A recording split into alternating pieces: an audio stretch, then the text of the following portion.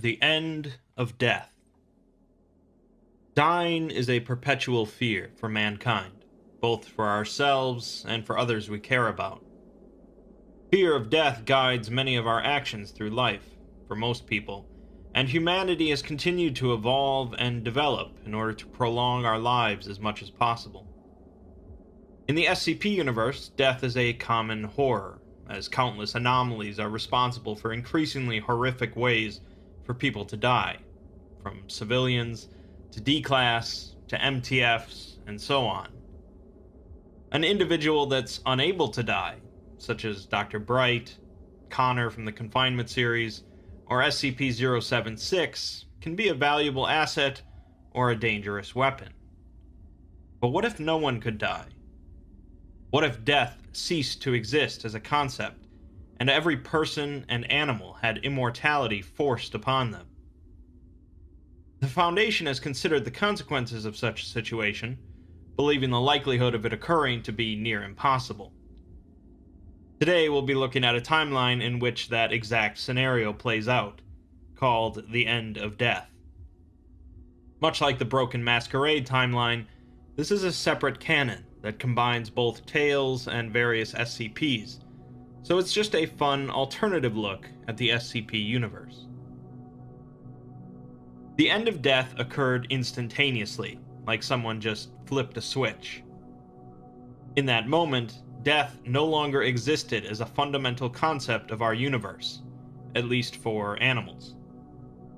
Nothing was brought back from the dead, and people don't become zombies or anything like that, but things just didn't die, regardless of damage done to their bodies. We get our first major look at how the Foundation handles things with SCP-3984. We're given a note left by a doctor working on studying the end-of-death situation, Dr. Emily Young. Two things become immediately clear. The Foundation doesn't know what caused this situation, and they don't know how to revert things back to normal. As it is then, their goal is to contain the situation, not from public awareness, obviously, but by preventing this anomaly from causing the breakdown of society. 3984 is interspersed with elements of a tale, in which an outside individual is reading through the document along with us, and commenting on various sections. This person comments, with some suspicion, on the fact that Dr. Young is deliberately telling her underlings to not bother looking into what caused the end of death. Perhaps some people in the Foundation know more than they're letting on. That brings us to the main portion of SCP-3984 then, in which the Foundation attempts to look into an alternative way of inducing death. Another remark mentions that researching any way into reversing the end of death, or looking into its origin, is strictly prohibited. The Foundation definitely knows more than they're letting on, specifically this Dr. Young. We learn that the end of death occurred on September 12th, 2020, at the time of the last globally recorded human death. The effect doesn't heal anybody in any way, doesn't prevent aging, and doesn't prevent injuries. Overpopulation is a primary concern then, of humans, of course, but also of animals and insect life. It's predicted that widespread starvation will break out in 20 years' time, and while governments around the world begin to work together to manage the situation, the SCP Foundation looks into innovative ways to kill people. These experiments are led by Dr. Young, and they become increasingly dark in nature. Things start off basic enough, as one D-class is told to strangulate another, to no effect. Another D-class is strangled with a belt, resulting in damage to the ligaments in their neck, but not death. Next, a D-class is placed in a vacuum with no oxygen and left overnight. The end result was burst blood vessels, permanently impaired motor and speech skills, and widespread paralysis, but not death. Another D-class is cut significantly on her wrists and ankles, resulting in the loss of 80% of her blood. They then reintroduce the blood back to her body the next day, resulting in the loss of sensation in half of her body and significant loss of mental capabilities. More D-class are poisoned, starved, exploded, and so on, with not one of them dying. One D-class was decapitated, and they remained conscious, but began showing signs of suffocation and blood loss before being put in cold storage. We learn that the individual commenting on this article is this D-class, who apparently recovered at some point. More and more experiments occur, each resulting in incredibly grim fates for the D-class, until suddenly Dr. Young seemingly decides to experiment on herself by shooting herself in the head. She severs her brainstem, disconnecting her brain from the rest of her body, resulting in her being unable to communicate or perform any motor functions. She is replaced on the project by Dr. Michaels. Dr. Michaels' first experiment involves lethally injecting a monkey, which of course doesn't kill it, but they learn that the end of death seems to also be preventing forced unconsciousness. Presumably, it's not preventing sleep or anything like that, but they were unable to cause the monkey to slip into unconsciousness through chemical means. The monkey ended up recovering with no side effects. They move on then to another monkey, specifically with the goal of inducing unconsciousness, using a variety of sedatives and anesthetics. Nothing works. Unfortunately, things get pretty rough for the next monkey, as they remove its brain from its skull, chemically dissolve it, and then run it through a blender for good measure. They then test this mixture to determine if any electrical activity is present. It would seem that the monkey's brain is still alive, as far as we understand it, but they couldn't determine if the monkey was still conscious. The summary of their research then is not that the end of death resulted in immortality, per se, but more specifically that it resulted in an inability for the brain to lose function, at least not completely.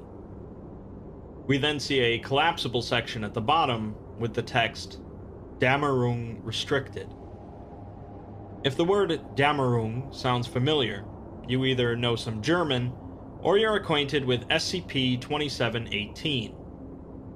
I've covered 2718 on the channel previously, if you're interested, but basically it's a cognitohazard, an anomaly that affects an individual's mind, that causes them to firmly believe that they can no longer die.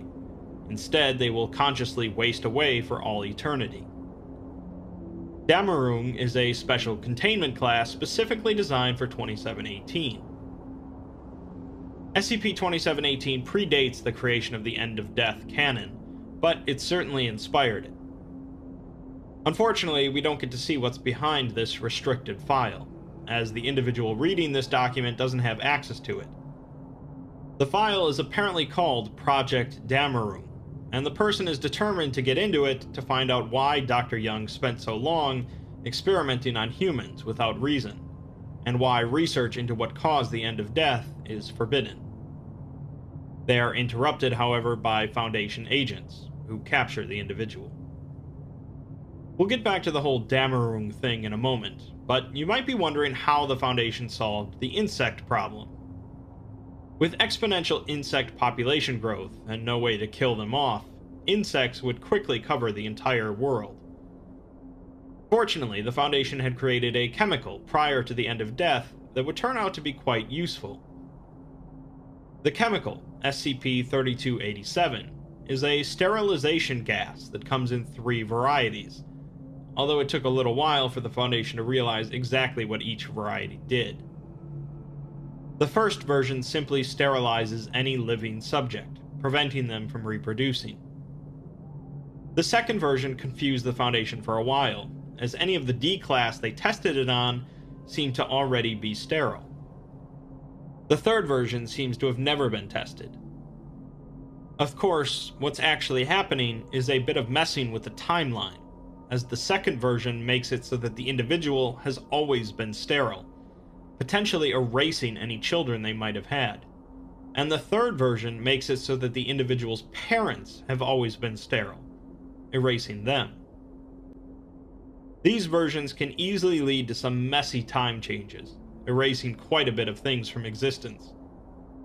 The Foundation authorized the usage of SCP-3287 after the end of death, allowing them to easily control population growth of animals and insects without messing too much with any timelines. A side effect of the temporal shenanigans, though, was that the Foundation wasn't even sure why so many animals were now sterile, blaming it on the end of death itself. Various SCPs related to death were also affected by the situation.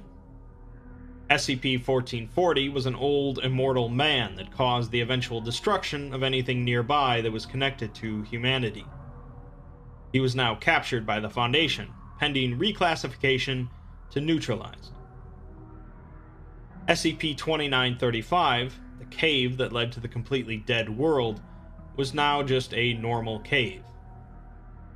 SCP-2718, the Damaroom cognitohazard, was missing from the Foundation's servers. In the years following the end of death, other groups besides the Foundation began looking into alternative means of death. Anomalous inventor Dado sold a number of pills, SCP-3866, to a medical facility in Florida that began to offer euthanasia. The pills didn't actually kill anyone, of course, but it caused individuals to enter a hibernation-like state, lowering their brain activity and slowing their heart rate to 1 beat every 34 days. It's estimated a human could survive for at least 3,000 years in this state, and so the medical facility buried patients behind the facility after administering the pills. Unfortunately, the drug would soon run out of their systems, causing them to return to normal. Marshall, Carter, and Dark caught wind of this, and began replicating the pills, hoping to make the effect last indefinitely. Thanks to some helpful research from Prometheus Labs, they created hypnotraline, a similar pill that self-replicates inside of an individual's bloodstream, creating a permanent effect. They sold the pills for $5 million each, a high price, but a person would really only need one. A group in Russia later attempted to create their own version of hypnotraline, but instead of causing hibernation, instead increased brain activity so that an individual would perpetually suffer from lucid night terrors. This bootleg drug spread to approximately 39% of Russia's elderly, sick, and impoverished, and those afflicted became known as screamers. Demand for hypnotraline spiked after this to neutralize the bootleg drug, so MC&D would later spread their own version of this faulty drug to artificially create demand for hypnotraline. In return for their help, Prometheus Labs was able to develop a process for brain transplants, as human bodies began to decompose with age, and the wealthy were able to have their brains placed into younger bodies. 24 years after the end of death, the D-class that had been previously decapitated went to Dr. Michaels to ask her about Project Damaroom, and why research into the end of death was prohibited. Dr. Michaels dismisses the D-class, but decides to look further into this so-called project. By this point, Dr. Michaels has had 4 brain transplant operations, each funded by the Foundation. It seems Dr. Young eventually makes a recovery from her gunshot to the head, and Dr. Michaels emails her about Project Damaroom. She also emails her about her brother Tony, who used to work alongside Dr. Young, and apparently died 10 days prior to the end of death, in some sort of heroic mission. Dr. Young is glad to provide info on both, and sends her a number of files. One of them is a draft of an SCP file related to Project Damaroom, SCP-3448. SCP-3448 is a machine composed of various bits of technology used in MRIs and particle accelerators, and enhanced with various anomalous rituals. The purpose of the machine is to allow an individual to die while remaining in contact with the world of the living. This, in turn, is the primary tool used by the Foundation as part of Project Damaroom to contain death. When someone enters the machine, they are placed into a half-death state, ceasing all bodily functions, but their consciousness is free to roam away from the body. Only one person so far has been successful in utilizing the machine outside of preliminary testing: Dr. Michael's brother, Tony. He is still currently strapped into the machine, as the Foundation continues to communicate with him through electrical signals. Tony's first few days in 3448 were very hazy, as his consciousness experienced various inexplicable images and scenes. Several of them involve insects, which Tony has a fear of. The implication is that death is a personal experience for everyone. Tony encounters a girl, who the Foundation first suspects is another half-dead individual somewhere in the world, but the girl resembles his sister as a child. The presence of insects continues to ramp up, as large swarms of bugs begin to chase after him. The Foundation begins looking into any way they can to help out Tony while he's in this half-dead state. They decide that since any living thing that's half-dead gains access to this conceptual existence, perhaps they could half-kill an object. They acknowledge this is as dumb as it sounds, and they're grasping at straws, but they are determined to make Project Damroon work. They decide to send him a lighter by putting a half-disassembled lighter into the machine and turning it on while finishing the disassembly. Sure enough, it seems to work, as Tony soon has a lighter in his hands. The lighter looks like it helped out, too, as there are soon burnt insect corpses all around. Unfortunately, the girl was seen stabbing Tony with a sharpened bone, so the Foundation sends in a handgun. Things get really dark after that, with the Foundation receiving images filled with burning chains and skeletons and plenty of the color red. Tony uses the handgun to kill the girl, and the imagery changes to a blooming field with insect corpses raining from the sky. A few minutes later, the researchers receive a call from Dr. Michaels, telling them that her father wasn't dying, even though he should have. They then receive a call from O5-4, the overseer that approved Project Damroon, who congratulated them on their success and told them to burn all of their research. Earlier, I said that the purpose of Project Damroon was to contain the cognitohazard known as death. The Foundation, or at least just O5-4, apparently wanted to contain the Grim Reaper so that they could bend it to their will, making immortals as they go, or perhaps killing people at will. Unfortunately, they had absolutely no idea what they were doing, and they ended up shooting it in the head, killing it. Thus, the end of death, for everyone, with no way to bring it back. This is why the Foundation doesn't want people looking into what caused the end of death, because it was them, and there's no way to fix it. Dr. Young went on to research another SCP, SCP-4514, an anomalous switchblade. When the knife is used to injure an individual, and it causes significant damage to the brain, heart, respiratory system, or causes the loss of at least 40% of their blood, they will die. That probably sounds pretty standard for a knife, but the anomalous part is because of the end of death. This knife can kill people regardless, making it incredibly valuable. The knife was found in the year 2030, after a drunk killed another drunk, and a local paper published a story about it, as obviously that's a pretty remarkable occurrence after no one died for 10 years. Dr. Young began experimenting with the knife, proving its capabilities, and D-Class began to be tested on. Eventually, Foundation personnel began volunteering as well, including a 149-year-old site director.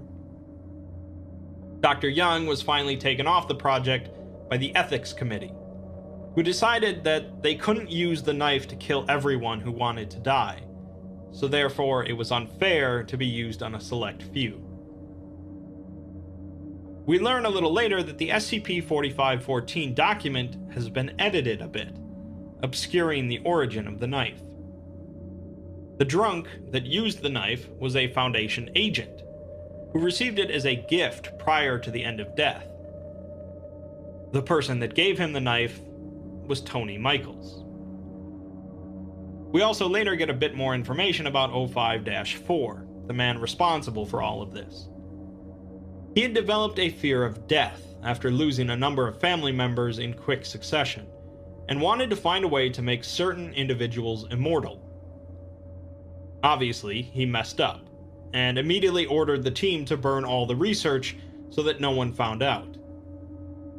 At the O5 council meeting right after the end of death, as the others began discussing population control and researching what happened, O5-4 asked why they needed to fix it.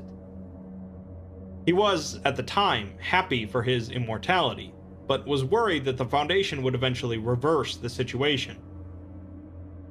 10 years down the line, he proposed that they reclassify immortality as non-anomalous, the new baseline that they don't attempt to fix. The proposal passed, and life went on. 100 years later, the world had completely adjusted to immortality, with people being born on the planet with no knowledge of death. Dr. Michaels and Dr. Young had joined up to go to the site of SCP-3448, where Tony was still hooked up to the machine, in a half-dead state. They began to work to try and revive Tony, discussing the possibility of putting his consciousness into a robotic shell, which will then go to a robotic afterlife where they can retrieve it. It's complicated, to say the least, so I won't get into it. O5-4 finds out that they're poking around 3448, and is worried that they'll somehow reverse the end of death. So he sends in an MTF, the Red Right Hand, under the cover that it's a chaos insurgency facility.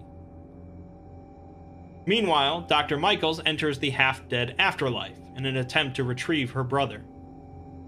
It's a unique and perplexing exploration log that I recommend checking out for yourself if you're interested in the tale Where Death Used to Live. She finds Tony in a field. They embrace, and she tells him she's here to get him out. He says he's not leaving, as he's been working on a way to fix things. He has a garden hoe that he apparently used to kill people while in this afterlife, but it stopped working as well. Eventually, Dr. Michaels ends up in another room with a teddy bear, which has been present throughout this afterlife. The teddy bear speaks to her, telling her that it's had a lot of conversations about death with Tony, and it thinks it knows what death is. It says that death is just the end of a story, and if the story doesn't finish, it spirals out of control and loses focus. Death is just the final page of life's story. This place is where, in the teddy bear's words, the deadlines for the manuscripts get enforced. Since communication is down, however, the authors of people's lives think they have all the time in the world to keep writing, with no end. So how does the story end? Perhaps not as climactically as you'd like, but the Michaels communicate with Dr. Young, who goes to visit their father, who was supposed to die at the start of the end of death. Dr. Young finds him in his apartment and chokes him until he enters the half-dead afterlife, where he briefly reunites with his children before they use the garden hoe combined with Tony's knife, SCP-4514, to lay their father to permanent rest. Dr. Young then hangs herself, and she too is finally given her wish of death by the Michaels. Dr. Michaels and her brother are capable of permanently killing people, but it seems they can only do it when people enter this half-dead state, and since not many people end up there anymore, the end of death will continue to go on. There are plenty of other stories within the end of death canon. This was only a look at the basic premise and the main storyline involving Dr. Michaels and Dr. Young. Unlike, say, the Broken Masquerade canon, when things are wildly chaotic for a while, normalize, and then life is just pretty interesting, the end of death is decidedly depressing. Death is a common fear for many of us, and plenty of people wish for longer lives, for themselves or for loved ones. It's not unbelievable that a person in O5-4's position would go to such lengths just to stave off death for a few people. Unfortunately, it's easy to see that death is something that we can look at with bitter thoughts, but it's absolutely a necessary part of life. There are a lot of horrible and horrific things in the SCP universe that can kill you, but perhaps not being able to die is the worst one of all.